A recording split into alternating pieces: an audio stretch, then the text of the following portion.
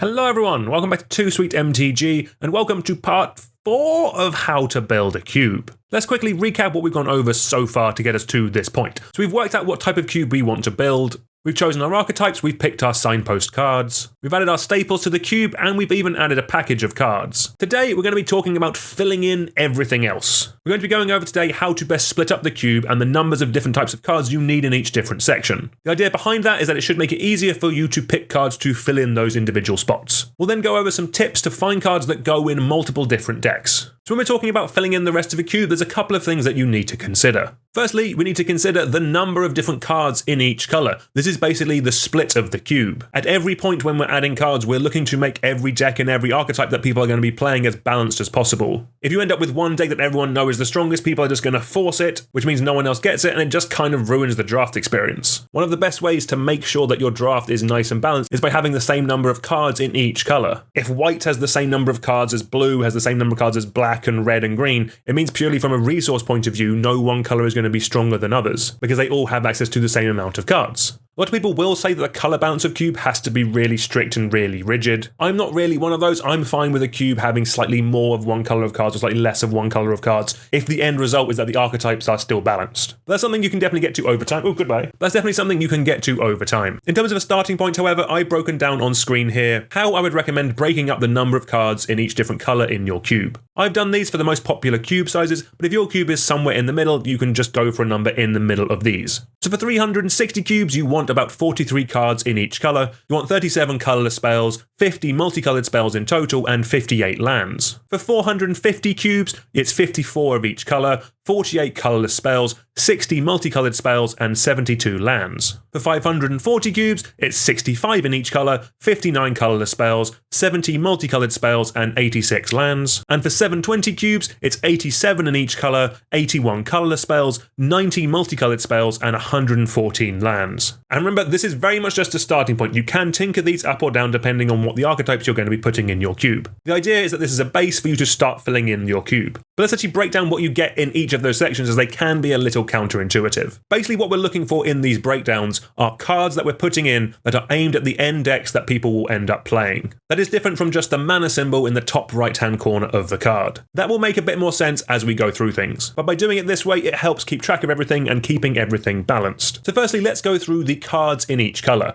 With this, you get all the cards with the mana symbol for that colour. You get all your creatures, your planeswalkers, your enchantments, your instants, your sorceries. You also importantly get artifacts that have coloured pips in their casting cost. So for example, Embercleave is a red spell. Another example is a card like Aether's Spellbomb. While this is a colourless card to cast, it has a blue activated ability, and realistically only blue decks are going to be running it. So for that reason, you would count Aether's Spellbomb as a blue card. You'll also include in your colour sections lands that only tap for one colour of mana. So for example, Karakas is a white card, Gaia's Cradle is a green card. We include them in these sections because in the vast majority of times, you need to be in those colours to play these cards. Again, we're doing all this for balancing purpose. We're trying to keep every colour and every deck as even as possible. In Colorless, we have spells that in theory can go into any deck. That is slightly different from cards that have a generic mana in their casting cost, as we mentioned with the Aether Spellbomb. You'll also notice that while we've done a split of creatures and non-creature spells for all of our coloured sections, we haven't done that for Colorless. That's because with Colorless, you're mainly using it as a way to accentuate what your decks are already doing. In Colorless, generally speaking, you're putting in cards to help out your archetypes, not having a dedicated archetype by itself. So we're putting in here cards to suit our archetypes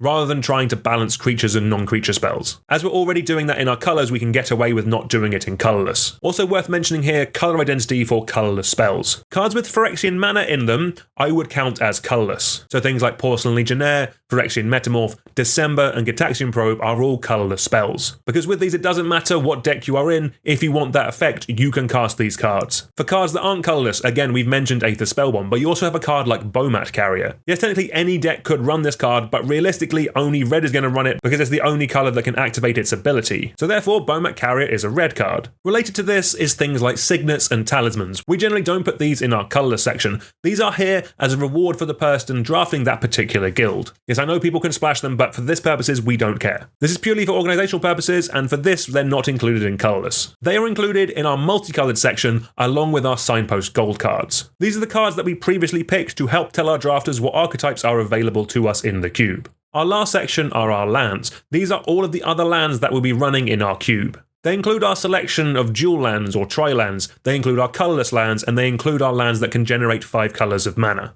Some other things to consider if you're working out what color a card actually is, or what section to put it in, is to consider what deck it's going to go into. Probably the best example of this is a card like Rakdos Cackler, a 1-mana 2/2 that can be cast for either red or black. If you're putting it into your cube only for mono red, then it's a red card. If you don't have mono red aggro in your cube, but you have mono black aggro, then it's a black card. If you have both, then it's a Rakdos card. Again, we're trying to keep everything as balanced as possible, so that every deck is as powerful as each other, and the starting place for this is to make sure that they all have roughly the same amount of resources, and by that I mean cards, available to them. The next step is the split for each colours to make sure we have enough creatures and spells. Each colour will be different here, primarily because of the types of decks that those colours end up putting together, but it's also traditionally where the best cards in those colours tend to be found. Green, for example, tends to have some of the best creatures in Magic, but some of the worst spells. White has a lot of good cards everywhere, but the strategies that go into cube tend to be more creature-based. So white and green tend to run a higher number of creatures to non-creature spells. Red and black tend to be somewhere more in the middle, so they're closer to a 50-50 split in terms of makeup, because they have good creatures but they also have good spells. Blue, on the other hand, tends to be more spell-based than creature-based, so is way more in the other direction. That's because blue has some of the best non-creature spells in all of Magic, and we want to be showing them off. I've also broken it down here in terms of how many creatures and non-creature spells each colour wants. I've put all these numbers on screen now, but they will also be down in the description below if you want to copy them later on. These numbers are for your average cube, but each cube will be slightly different. My personal main cube has an artifact sub-theme, so my cube has slightly more artifacts than an average cube. Another great example of this is the Mitgo Vintage Cube. That has way more blue cards than any other colour because it's a powered cube and there's a lot of powerful blue cards that you find there. The next thing we need to consider when working out the cards we're going to be including is the curve. If you've ever built a deck before, you know what the curve of a deck is. It's the proportion of spells of different mana values in your deck. But for this example, it's the cube itself. Generally speaking, you want some early plays, you want a lot of 2 to 4 drops, and then you want a couple of high-end spells as well to top out your deck. In a cube, you're looking for something similar to this. In general, you're looking for the average curve of each colour to be around 3. If you're using Cube Cobra, and if you're managing a cube, I'd highly recommend you do, it has a bunch of really easy analytics for you to check this out. Worth mentioning here, I'm not affiliated with them in any way whatsoever. I just use them because they're really good. If you go over to the Analysis tab, the first thing comes up is the average mana value by colour. Again, for each colour, we're looking for the average to be around or preferably less than 3. This is my main personal cube on screen here. Now with this, you will notice the average is higher and lower in some colours than 3. The reason for that is because we want to tailor the curve to suit the decks that are going to be in those colours. And importantly, this isn't your 2-colour archetypes, this is the overarching branching themes of decks. So by that I mean our aggro, our tempo, our mid-range, our control, or our combo decks. This is what you are adjusting your curve in your colours for. So in your aggro decks, in your colours that are going to be more aggressive, you want to have a lower curve. Tempo and mid-range tend to not care too much about curve, so you're going to be aiming for the 3 mark here. And while tempo does like cheap spells, it won't affect the curve anywhere near as much as aggro. Mid-range tends to like all mana cost of spells. It'll 1 drop removal, but it will also run a 6 drop as its top end. Combo and control can definitely push the curve of a cube higher. Control, for example, loves dragging out the game, playing a board wipe into a 6 or 8 mana finisher. Combo as well can also really affect the mana value of a curve, especially if your combos involve cheating big creatures into play. Like maybe your combo is Reanimator, for example. It could be Sneak Attack or Show and Tell or Tinker. With those combo decks, you're not casting the big things, but it's going to affect your curve, so just keep that in mind when you're putting your thing together. So don't worry if in your combo or control-y colours the curve is slightly higher, it's not the end of the world. Also remember that the average of a curve won't take into account spells with things like Delve or Split Cards or Madness, so do keep that in mind as well. Also, as a rule, you can generally ignore the curve requirements for multicoloured spells. These are way more on a case-by-case basis. Better cards will generally be cheaper, but you don't have to include these in your workings out at this point. Right, so that is the framework that we're working in. I'm going to start adding cards to the cube that I'm building along with this series. If you've been following along, we have our Signpost gold cards and our staples already added. Links to the staples will be down in the description below if you want to copy them for the type of cube that you're after. So worth saying, I'm not going to go and add 267 cards in real time to this cube while you watch along. Everyone's time is way too precious for that. What I'm going to do is go over how I found the cards that I want to add. We have all the cards in Magic to look at, and there'll be a bunch of great options that we can add. All of the options that we could add will sit along a spectrum. On one side, you'll have the super efficient and strong cards that any deck in these colours could run. On the other side, we have these super synergistic cards for a deck that no other deck wants. What we're initially looking for is cards that are somewhere in the middle. We're looking for strong, efficient cards that can go in a couple of different decks. Say it with me, everyone. This is for synergy.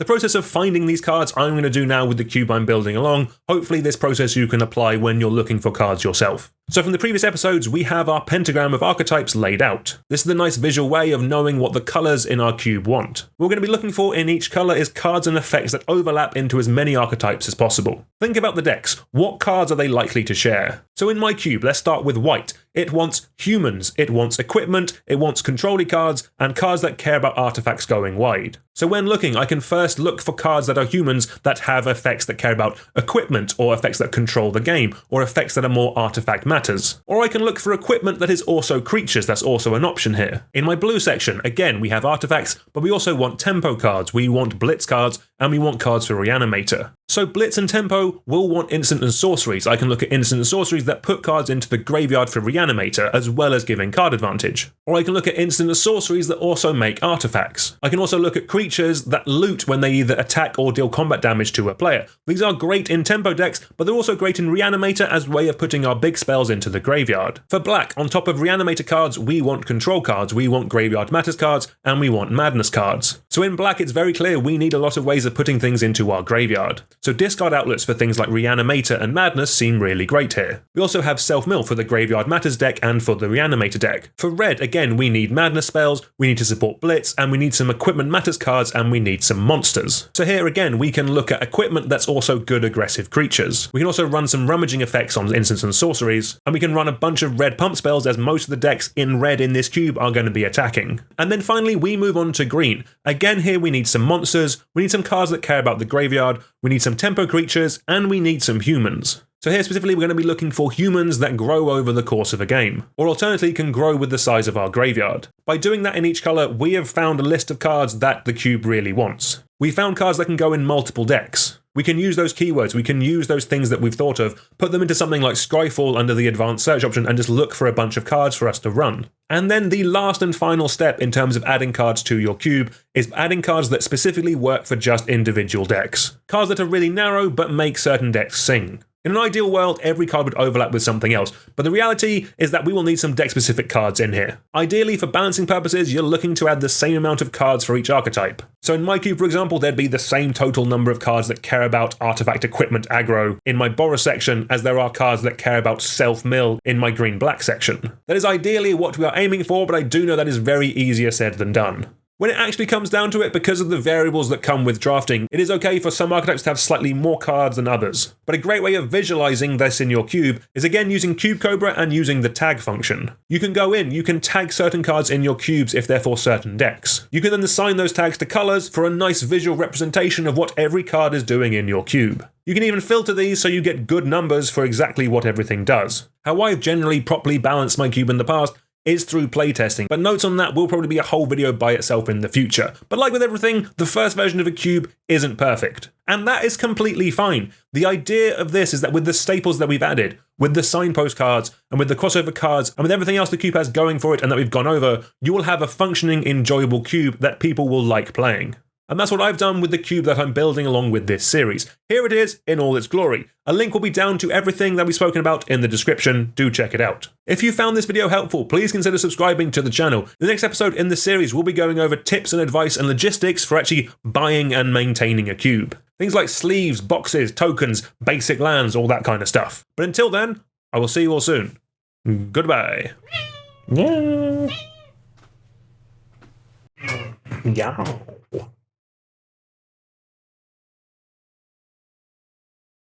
Hello. Hello.